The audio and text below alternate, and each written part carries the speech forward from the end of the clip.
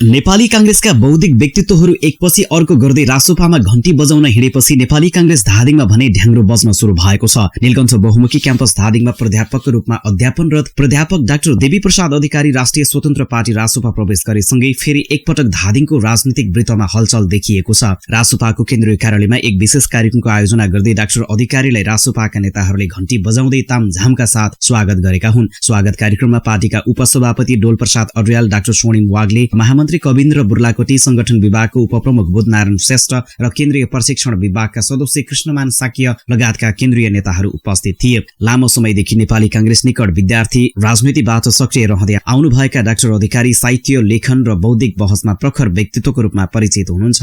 यसअघि धादिङका बौद्धिक व्यक्तित्वको रूपमा परिचित डाक्टर कृष्णमान साक्य पनि नेपाली कांग्रेस परित्याग गरी रासोपा प्रवेश गर्नु भएको हो। रासोपाले धादिङमा बौद्धिक व्यक्तित्वहरूलाई भटाभट प्रवेश गरिरहँदा पुराना दलहरूमा भने सचिने कि सकिने भन्ने बहस फेरि एकपटक चुलिएको छ।